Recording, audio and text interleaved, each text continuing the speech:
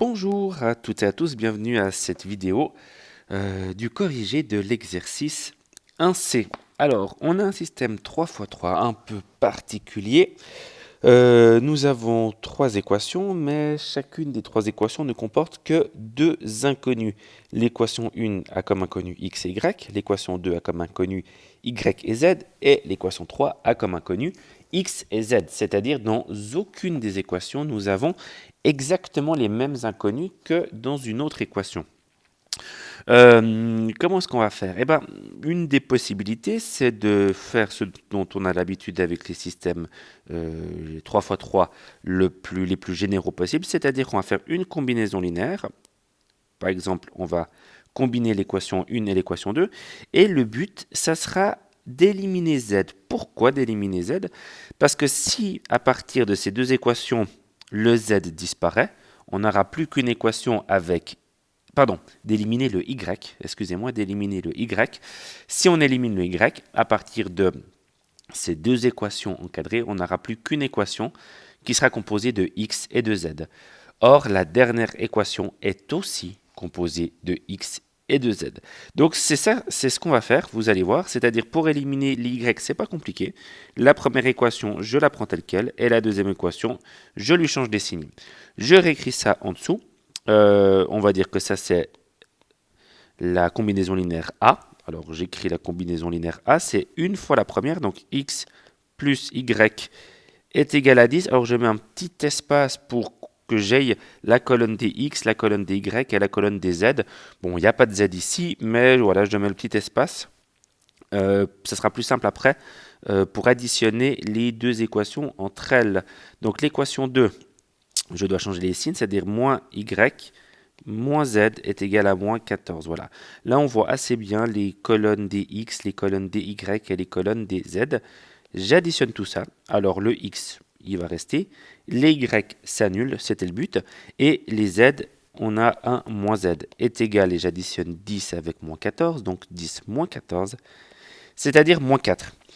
Et à ce moment-là, j'ai une nouvelle équation. L'équation, on va la numéroter 4. Et je vais utiliser l'équation 4 avec l'équation 3. L'équation 4, c'est x moins z est égal à moins 4. Et l'équation 3, qui était l'équation initiale, enfin dans le système initial, x plus z est égal à 18. Voilà.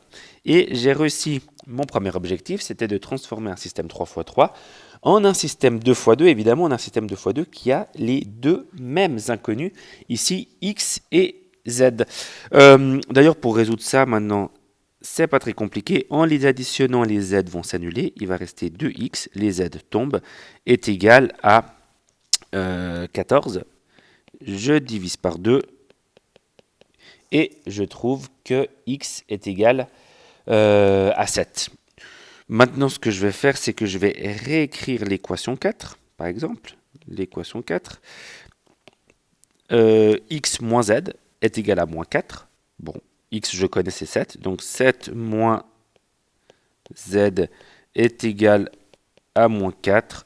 Enfin, on peut presque le faire de tête, c'est-à-dire 7 moins combien donne moins 4. Je suis juste en train de me demander, sinon, ça oui, c'est égal à, pardon, z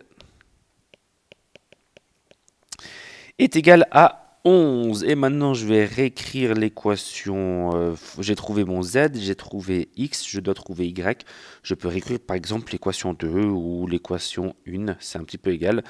Si j'écris l'équation 2, eh ben, y, je le cherche, plus z, je connais, c'est 11, est égal à 18. Bon, ça aussi, on peut faire de tête. C'est-à-dire 11 plus combien donne 18, évidemment. C'est... pardon. Je viens de voir que j'ai mal recopié. Ici, c'est pas un 18. Je me suis trompé de ligne. C'est bien l'équation 2 est égale à 14. Donc 11 plus combien est égal à 14? Eh bien, évidemment, 11 plus 3. Voilà. J'ai trouvé mon x, mon y, mon z. Je peux donc du coup donner la solution du système, toujours dans l'ordre alphabétique. 7, ensuite y vaut 3, et ensuite z vaut 11. Et voilà. le système est résolu, l'exercice est terminé. Merci beaucoup, au revoir.